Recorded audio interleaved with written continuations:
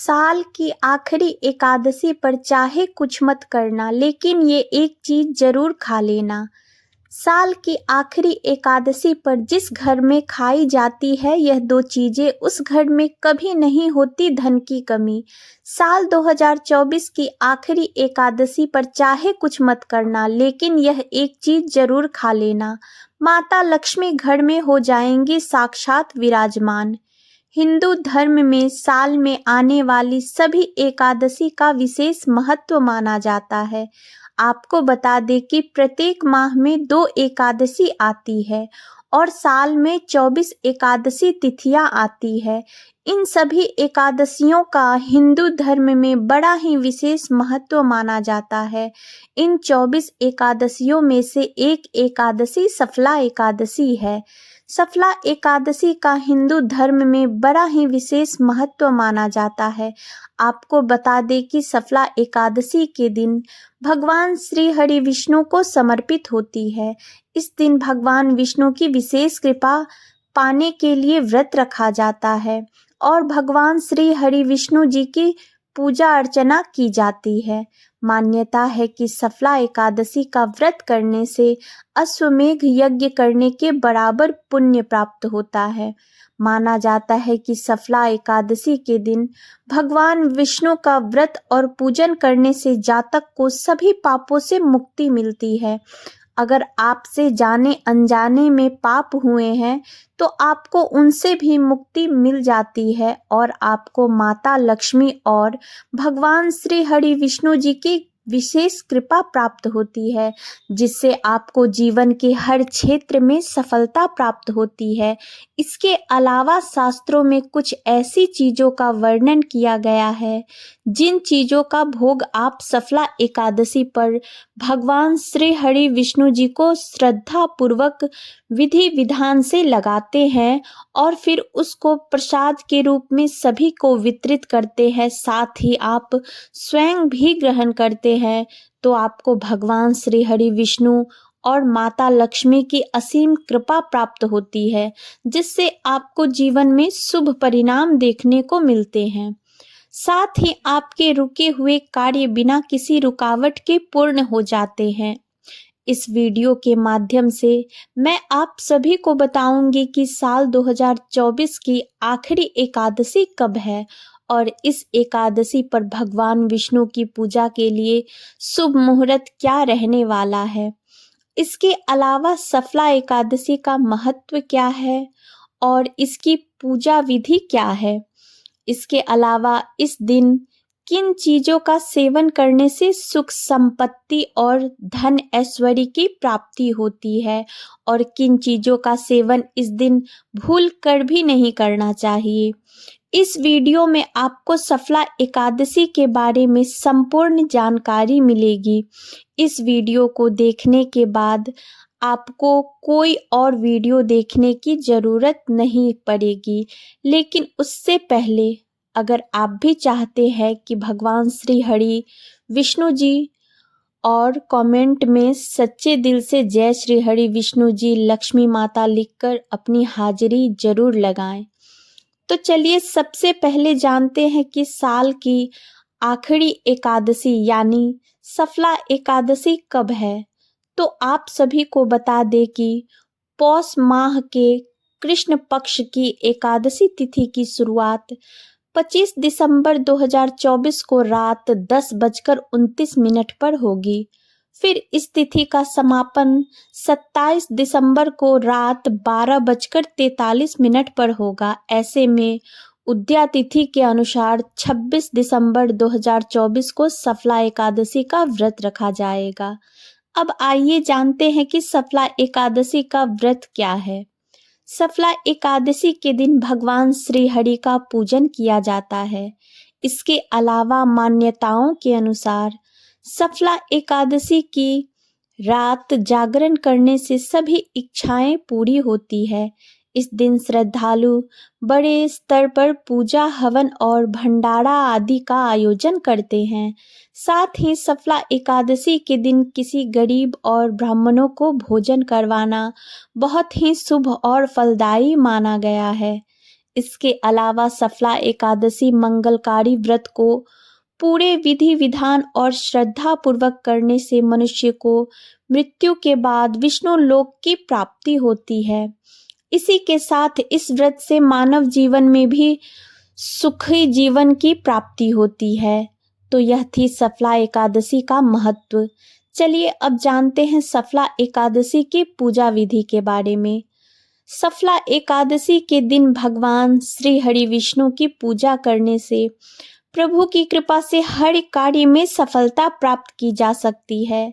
ऐसे में आपको सफला एकादशी के दिन प्रातःकाल ब्रह्म मुहूर्त में उठकर स्नान आदि करके भगवान विष्णु का स्मरण कर व्रत का संकल्प करें। फिर स्नान आदि के बाद पूजा की तैयारी करें। इसके लिए चौकी पर पीले रंग का वस्त्र बिछाकर भगवान विष्णु की मूर्ति या चित्र स्थापित करें। फिर भगवान को गंगा जल से स्नान करवाएं और नए वस्त्र पहनाएं और तिलक लगाएं। भगवान विष्णु को पीले रंग के फूल, फल, धूप, दीप और चंदन अर्पित करें। इसके अलावा विष्णु सहस्त्र नाम का पाठ करें और सफला एकादशी व्रत का पाठ करें। साथ ही भगवान विष्णु की आरती करें और पूजा के दौरान हुई भूलों के लिए क्षमा मांग ले। फिर लोगों को प्रसाद बांटे और स्वयं भी प्रसाद ग्रहण करें। ऐसा करने से आपको भगवान विष्णु की विशेष कृपा प्राप्त होगी। तो यह थी सफला एकादशी की पूजा विधि। आइए अब जानते हैं सफला एकादशी पर भगवान विष्णु को किन चीज़ों का भोग लगाना चाहिए और किन चीज़ों का भोग सेवन करना चाहिए। लौकी यानी घिया। लौकी सफला एकादशी पर खाई जाने वाली एक महत्वपूर्ण सब्जी है। लौकी यानी घिया को हल्के मसालों के साथ सेंधा नमक डालकर तैयार किया जाता है। लौकी भगवान विष्णु को विशेष प्रिय है। इसके अलावा यह शरीर को ठंडक प्रदान करती है और पाचन के लिए लाभकारी होती है। सीताफल। सफला एकादशी के दिन कद्दू यानी सीताफल का सेवन अत्यंत शुभ माना जाता है। धार्मिक मान्यता के अनुसार कद्दू भगवान विष्णु को अत्यधिक प्रिय है और इसे माता लक्ष्मी भी पसंद करती है। कद्दू को सात्विक तरीके से तैयार किया जाता है, जिसे बिना प्याज और लहसुन का उपयोग किया जाता है। इसे हल्दी, धनिया पाउडर और सेंधा नमक के साथ पकाया जाता है। कद्दू का सेवन करने से शरीर में ऊर्जा का संचार होता है और मन शांत रहता है। यह सब्जी न केवल स्वादिष्ट होती है बल्कि स्वास्थ्य के लिए भी लाभकारी होती है। सफला एकादशी पर कद्दू खाने से भगवान श्री हरि विष्णु और माता लक्ष्मी का आशीर्वाद प्राप्त होता है, जिससे जीवन में सुख समृद्धि आती है। साथ ही घर में भी सकारात्मक माहौल बना रहता है। शकरकंद एक सात्विक और पौष्टिक सब्जी है जो सफला एकादशी के लिए उस दिन खाई जाती है। इसे उबालकर या हल्का भूनकर खाया जाता है। साथ ही शकरकंद भगवान विष्णु और माता लक्ष्मी को अर्पित किया जा सकता है। यह सब्जी स्वास्थ्य के लिए बेहतर मानी जाती है और व्रत के दौरान शरीर को आवश्यक ऊर्जा प्रदान करती है। इसलिए आप सफला एकादशी पर शकरकंद का सेवन कर सकते हैं। धनिया की पंजीरी। आपको सफला एकादशी पर धनिया की पंजीरी का भोग भगवान श्री हरि विष्णु जी को जरूर लगाना चाहिए। ऐसा कहा जाता है कि यह भोग श्री हरि और माँ लक्ष्मी को अति प्रिय है। जो साधक इस दिन उन्हें यह भोग सच्चे भाव, श्रद्धा पूर्वक विधि विधान से चढ़ाते हैं, उनके ऊपर माता लक्ष्मी की कृपा सदैव बनी रहती है। साथ ही आर्थिक तंगी और विवाह से जुड़ी सभी समस्याओं से मुक्ति मिलती है। चूरमे या हलवे का भोग। जी हाँ, सफला एकादशी पर चूरमा या हलवे का भोग भगवान विष्णु और माता लक्ष्मी को अर्पित करना शुभ माना जाता है। गेहूं के आटे से बने चूरमे या सूजी के हलवे को घी और शक्कर से तैयार किया जाता है। इसे तुलसी के पत्तों के साथ सजाकर भगवान विष्णु को चढ़ाया जाता है। मान्यता है कि भगवान श्री हरि विष्णु को तुलसी अति प्रिय है। भगवान श्री हरि विष्णु जी को लगाए जाने वाले भोग तब तक अधूरा माना जाता है जब तक उसमें विष्णु प्रिय तुलसी शामिल ना हो। इसके अलावा चूरमा या हलवा साधना और भक्ति का प्रतीक है, जिसे अर्पित करने से भगवान प्रसन्न होकर भक्तों की सभी मनोकामनाएं पूर्ण करते हैं, जिससे भक्तों को जीवन में शुभ परिणाम देखने को मिलते हैं और साथ ही बिगड़े हुए कार्य बिना किसी रुकावट के पूर्ण हो जाते हैं। इसके अलावा धार्मिक मान्यता है कि चूरमे का भोग चढ़ाने से परिवार में सुख समृद्धि आती है और जीवन की सभी बाधाएं दूर होती है। सूखे मेवों का भोग भगवान विष्णु और माता लक्ष्मी को सूखे मेवे जैसे बादाम, काजू, किशमिश और अखरोट का भोग लगाना शुभ होता है, क्योंकि सूखे मेवे शुद्धता और शक्ति का प्रतीक होते हैं। ऐसे में सफला एकादशी पर सूखे मेवे चढ़ाने से घर में सुख शांति और समृद्धि का आगमन होता है। इसके अलावा गुड़ और भुने हुए चने का भोग सफला एकादशी पर भगवान विष्णु को अर्पित करना अत्यंत शुभ माना जाता है। यहाँ भोग सादगी और पवित्रता का प्रतीक होता है। श्रीखंड सफला एकादशी पर भगवान श्री हरि विष्णु को अर्पित किया जाने वाला विशेष भोग है। इसे दही, शक्कर और इलायची के मिश्रण से बनाया जाता है। श्रीखंड का भोग भगवान को जल्द ही प्रसन्न करता है और जीवन में सकारात्मकता लाता है। इसे चढ़ाने से भक्तों की इच्छाएं पूरी होती है और उन्हें सुख शांति प्राप्त होती है। इसके अलावा भगवान विष्णु को श्रीखंड का भोग लगाने से घर से नकारात्मक ऊर्जा का दुष्प्रभाव दूर हो जाता है और घर में सुख शांति का माहौल बना रहता है। फलों का भोग सफला एकादशी पर भगवान श्री हरि विष्णु और माता लक्ष्मी को फलों का भोग लगाना अत्यंत शुभ माना जाता है। फलों में केला, सेब, अनार, नारियल और मौसमी फल विशेष रूप से चढ़ाए जा सकते हैं। फलों का भोग भगवान की कृपा पाने का सरल और पवित्र माध्यम है। इसे चढ़ाने से घर में सुख शांति और समृद्धि का वास होता है। ऐसे में आपको भगवान को फल चढ़ाने से पहले उन्हें शुद्ध जल से धोकर स्वच्छ थाली में सजाया जाता है। फिर भगवान को चढ़ाए गए फल प्रसाद के रूप में ग्रहण किए जाते हैं, जिससे तन मन पवित्र हो जाता है।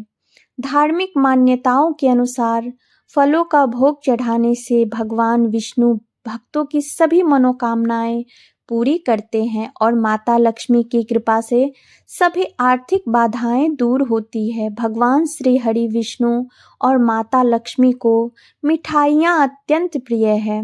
सफला एकादशी के दिन मावे से बनी मिठाइयाँ जैसे लड्डू, पेड़ा, बर्फी आदि का भोग लगाना बहुत शुभ होता है। इसे शुभता, मिठास और समृद्धि का प्रतीक माना जाता है।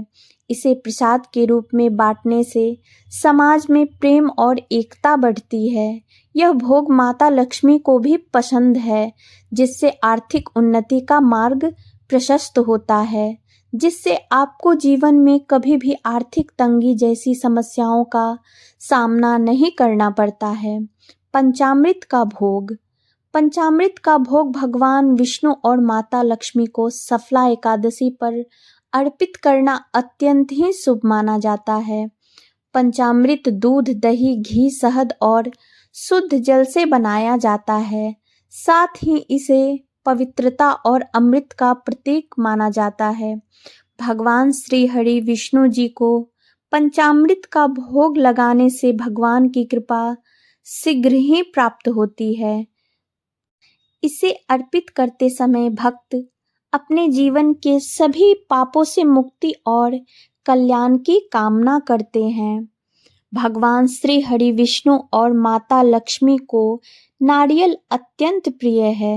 सफला एकादशी के दिन भगवान श्री विष्णु को और माता लक्ष्मी को नारियल का भोग चढ़ाने से परिवार में सुख समृद्धि और शांति का वास होता है। साथ ही नारियल का भोग अर्पित करने से धन संपत्ति की वृद्धि होती है और जीवन में खुशहाली आती है। तो यह थी वह चीजें जिनका भोग भगवान श्री हरि विष्णु को लगाना चाहिए। चलिए अब जानते हैं कि सफला एकादशी पर किन चीजों का सेवन बिल्कुल भी नहीं करना चाहिए। करेले का सेवन। करेला अपने करवाहट के लिए जाना जाता है और शास्त्रों में कड़वी सब्जियों को तामसिक माना जाता है। साथ ही ऐसी सब्जी शारीरिक असंतुलन का कारण बन सकती है। ऐसे में सफला एकादशी के दौरान सात्विक को बनाए रखने के लिए करेले की सब्जी वर्जित है। इसके सेवन से मन और शरीर में अशांति उत्पन्न हो सकती है। अगर आप गलती से भी इस दिन करेले का सेवन कर लेते हैं तो आपको जीवन में सुख परिणाम की जगह अशुभ परिणाम देखने को मिलते हैं। साथ ही आपके बनते बनते काम भी बिगड़ जाते हैं। तुलसी की पत्तियां। आप सभी जानते हैं कि तुलसी की पत्तियां भगवान श्री हरि विष्णु को कितनी प्रिय है। मान्यता है कि तुलसी के बिना भगवान श्री हरि विष्णु जी को भोग भी नहीं लगाया जाता है, क्योंकि तुलसी की पत्तियां तोड़ने से भगवान विष्णु के साथ साथ माता लक्ष्मी भी आपसे नाराज हो सकती है, जिससे आपको जीवन में कठिन समस्याओं का सामना करना पड़ सकता है। साथ ही आपके घर में नकारात्मक ऊर्जा का भी वास हो सकता है, जिससे आपके घर की सुख समृद्धि में भी बाधा उत्पन्न हो सकती है। बैगन का सेवन। सफला एकादशी पर बैगन खाना पूरी तरह से निषिद्ध माना गया है। धार्मिक मान्यता है कि बैगन तामसिक प्रवृत्ति की सब्जी है, जो शरीर और मन की शुद्धता को प्रभावित करती है। इसके अलावा सफला एकादशी पर ब्रह्मचर्य का पालन करना चाहिए और बैगन काम प्रवृत्ति को बढ़ाता है। ऐसे में अगर आपने व्रत नहीं भी रखा है तब भी आपको सफला एकादशी पर तन मन में शुद्धता बनाए रखनी चाहिए। लहसुन और प्याज तामसिक भोजन के अंतर्गत आते हैं।